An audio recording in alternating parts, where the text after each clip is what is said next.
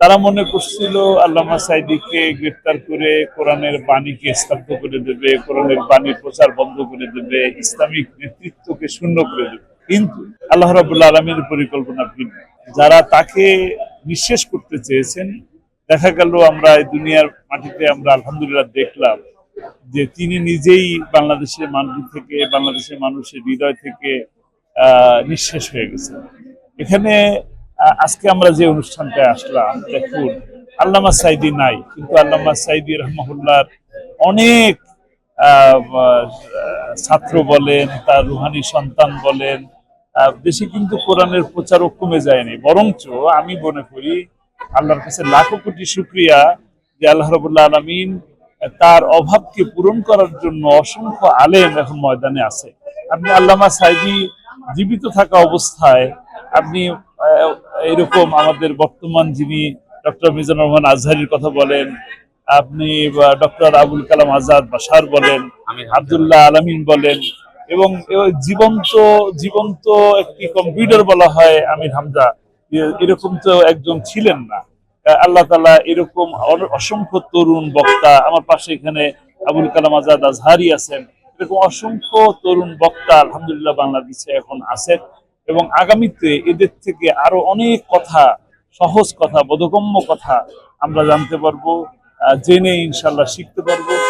আমি শুধু আহ্বান জানাবো এটা যে আমরা শুধু শুনবো এটা না, আমরা যেন আমল করতে পারি, আমরা যেন আমল করতে পারি, আল্লাহ যেন আমাদেরকে সেই তৌফিক দান করেন। এই মাসটা আমাদের জন্য অত্যন্ত বেদনাদায়ক। এই মাসে তাকে একদিন সুস্থ আল্লামাকে আপনারা সকলে দেখেছেন, পিজি হাসপাতালে সুস্থ অবস্থায় তাকে নিয়ে আসা হয়েছে। আল্লাহ রাব্বুল আলামিন তাকে এতটুকুই হায়াত রেখেছিল, কিন্তু এই হায়াত কিন্তু একটা ষড়যন্ত্রের মাধ্যমে তাকে নিয়ে যাওয়া হয়েছে। তো আমরা দোয়া করব আল্লাহ যেন তাকে জান্নাত নসিব করেন, এবং আল্লামা সাঈদীর রেখে যাওয়া অসমাপ্ত কাজগুলো যেন সকল আলেম উলামাকে মিলে ঝিলে যেন সেই অসম্পূর্ণ কাজ যেন করতে পারেন, কোরআনের দাওয়াত যেন দিতে পারেন।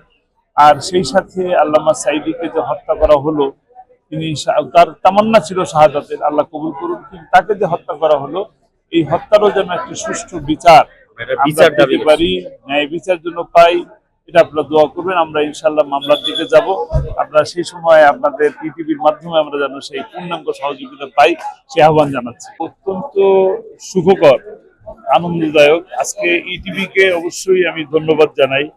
আজকের এই অনুষ্ঠানটা ইটিভি লাইভ সম্প্রচার করছেন, এর জন্য আমি ধন্যবাদ জানাই। ইটিভির কার্যক্রম আরো ভালো হোক আমি দোয়া করি। আর আজকের এই অনুষ্ঠান আমাদের গার্ডিয়ান রিসার্চ সেন্টার যে করলো, ফাউন্ডেশন করলো, এটা ওনাকে, ওনাদের কর্তৃপক্ষকেও ধন্যবাদ জানাই যে এটা একটা অনন্য উদাহরণ হিসাবে থাকবে।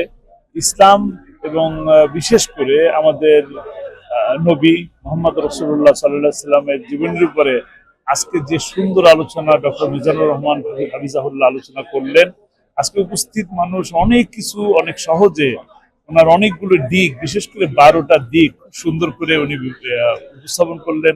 আমাদের বোধগম্য হলো, আমরা বুঝলাম, জানলাম। আমাদের এরকম ধরনের অনুষ্ঠান আমাদের বাংলাদেশে যত ধরনের ইসলামিক স্কলাররা আছেন, এরকম অনুষ্ঠান আরো বেশি হওয়া উচিত। আমরা আলহামদুলিল্লাহ এটা অবশ্যই স্বীকার করি যে গোটা বাংলাদেশে মাহফিল হয় সন্ধ্যার পরে, একটা শ্রেণী যায়, আর আজকে এখানে যে শ্রেণীটা উপস্থিত হলেন, এই শ্রেণীটা কিন্তু বেশিরভাগ সময় মাহফিলে উপস্থিত হয় না, এটা একটা আলাদা আরেকটা শ্রেণী। এই শ্রেণীকে নিয়েও ইসলামের কাজ করার যে জায়গা, আমাদের বিশেষ করে খালেদ সাইফুল্লাহ বকশী ভাই যে কাজটা করলেন, তার মাধ্যমে আগামীতেও এরকম অন্য অন্য ইসলামিক স্কলারদেরকে নিয়ে কাজ করবেন, আমরা সেই আশা ব্যক্ত করছি। আজকের এই অনুষ্ঠানটা সফল হয়েছে, আরো সুন্দরভাবে আরো অন্যরা করবে এই প্রত্যাশা রাখি।